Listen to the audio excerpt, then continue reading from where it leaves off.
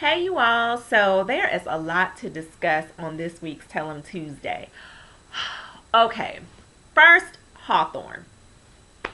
The first two episodes of this new season has me about to lose it because I'm trying to figure out where in the hell did Nick get the ring from? Where did he get it from? Who did he get it from? Where is the person he got it from? And why isn't Christina asking any questions about it? I am just very confused. Okay, her husband losing his mind, getting a weapon, getting into a bar fight. Her daughter being fast-tailed, trying to make moves on the married doctor. Bobby, took Christina's position. And, it's like, it's tough because she's in between a rock and a hard place because Christina's her best friend, but then, so it's like you don't want to take your friend's position, but then, the supervisor does not want Christina to work right now. He wants her to take some time off due to the trauma that she's had. So it's like, do you turn that down when it's an upward move, or be like, no, that's my friend, I'm not going to take her position? I don't know, that'd be a difficult situation to be in. But I just really want to know who attacked her. I'm sick that she lost the baby. I really hate that she lost the baby. I was hoping that after that attack happened, I was like, please don't let her lose the baby. And so I'm just upset. Okay, I watched UnSung with Alexander O'Neal and Sherelle. Alexander O'Neal, he still seemed like he might be dabbling in a little something, because the way he was acting and sweating and talking on the, I was like, what is really going on? And I did not know that Sherelle was related to Pebbles, so that was news. And her story was crazy, with the husband dying on a motorcycle accident and then giving birth to her daughter with a cesarean section and no anesthesia. Are you kidding me? Like, woo, that was crazy. So, and I didn't know that the beef between Alexander O'Neal and Prince. So, it was an informative episode of UnSung. I learned a lot that I didn't know about those two artists. Jimmy Jam and Terry Lewis, I guess they're going to keep the same wardrobe. Regardless of what year it is, they still wearing the same the same stuff. The sunglasses and suits and hats. Whew. Let's see. What else? Basketball Wives. Those of you who follow me on Twitter, I was tweeting a little bit. I need to know where Mika got her nerve from, because I'm sorry, but for her to have come at Tammy like that, have you been drinking? No beer, no. Excuse you. Tammy is a grown behind woman. If she was drinking, that's, like Tammy said, none of her business. I just really thought that was out of pocket, and Tammy is not the one. And I really want to know how she feels while she trying to be all buddy-buddy with Jen and Evelyn, and they're not even checking for her. And, I want to know what she feels after seeing the episode where Jen was basically like, I don't know why she's trying to have this allegiance, with us. Maybe it's because she met us first, but like, she was like, whatever, like, we are not cool like that. Like, what? She didn't understand why Mika just felt the need to just be so honorable to Jen and Evelyn and not hang out with Royce or whatever. And it's like, boo, you don't even know them like that to be trying to pick a side. So I really wanted Tammy to clock her, because that was unnecessary. And then when Tammy's like, are you my mother? She like, yeah, I'm your mom. I was like, no ma'am.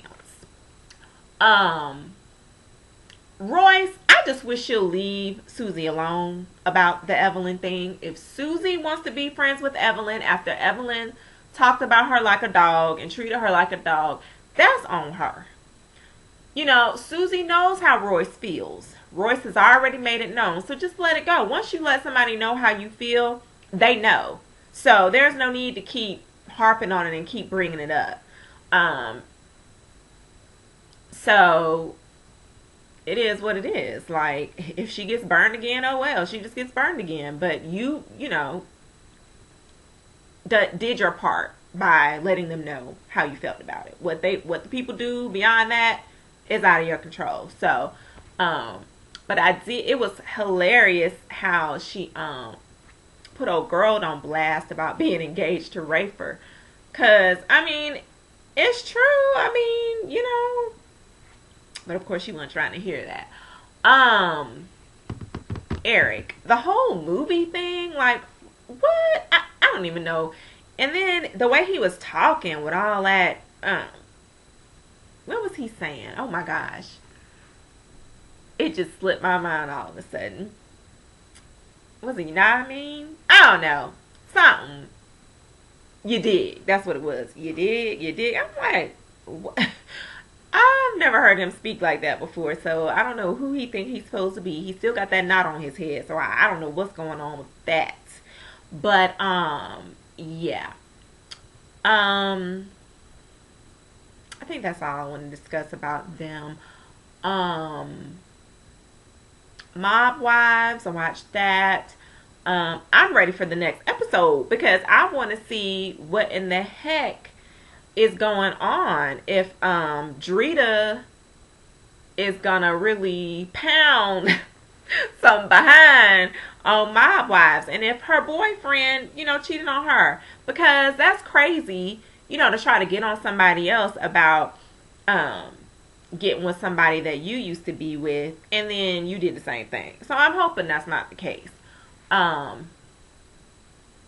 Renee,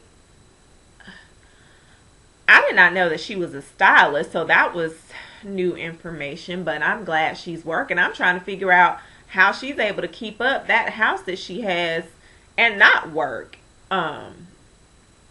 And her, her husband or ex-husband, I don't think he's contributing anything.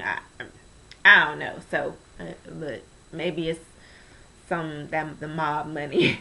But she's acting like she's hard up for money. So I'm like, what's the deal? But anyway, what else? Real Housewives of New Jersey. I am so sick and tired of Teresa's brother and his wife Melissa.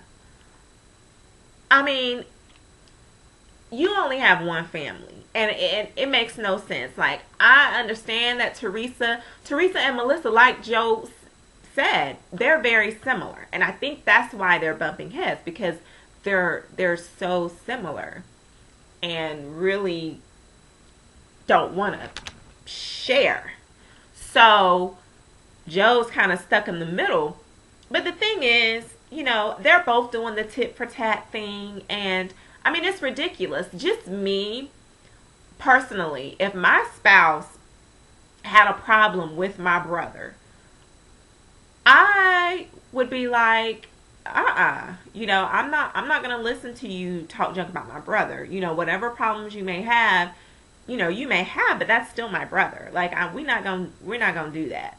And I would try to get them to reconcile whatever their issues are, but because it's family, you can't just boot your sister to the side because you are being petty. Like, it's ridiculous. And Teresa is the one who keeps reaching out to everybody. She's not the one who acted a donkey at the christening, but yet still, no one has apologized to her. And I definitely think her brother owes her an apology, because to call her trash or garbage, like, are you kidding? That was below the belt. I don't care how mad he was at her. You don't say something like that. So I'm just tired of it. Caroline, her little new radio show, she started off a little bumpy, but she did really good. I think it'll be a success. What else? I am so mad about Jacqueline agreeing to co-sign for Ashley a car. For one, okay, you're not gonna go out and get no car without my permission. For her husband to do that, he would have been co-signing, not me. Because if you want her to get a car, you can co-sign for her. I'm not gonna do it. So I thought that Jacqueline should have stood her ground with that, because Ashley has not done anything, in my opinion, to warrant getting a car. She doesn't even really have a job. So how is she going to take over the payments after he makes her 2 payments for her birthday? Like, I just didn't even understand what his rationale was for that. And I love how her cousins, you know, gave her a reality check and were like, millions of people commute, you know, every day between New York and Jersey. Like, you're not doing anything that is unusual or impossible. So she's just spoiled, and I really felt that they should not have got her that car, especially when she was acting crazy about giving him a spare key. Because if my name is on your car, oh, I'm gonna have a key. Oh yes. So when she was like, well, we can just leave then, I would have like, okay, well, that's fine, Mr. Salesman. We're out, because she doesn't want to give us a spare key and says she doesn't want to go through all this when my wife is putting her name by the dotted line. So we're out. But they didn't. I'm like, let me have her for a little bit. I'll show y'all how to get crunk and give some tough love, because she does not deserve a car. Real Housewives of New York. I was crying. I love Luann so much. For her to just, the things that she says are just hilarious. Going back into the cabinet and Herman Munster shoes and even Louis Vuitton makes mistakes. I was cracking up. And the thing about Luann that is just even funnier is that her words will be harsh, but she's so cool and calm about it that it's like you can't even get as mad, because she's not raising her voice. She's not, you know, getting riled up. She's just calm, matter of fact, and slicing with those words. Just, that's an art. But, yeah, so I've been laughing at those episodes. I think that's it. If I missed anything, I'll have to come back. But, yeah, that's it for now. So, thanks for watching, guys and gals. See you later. Peace.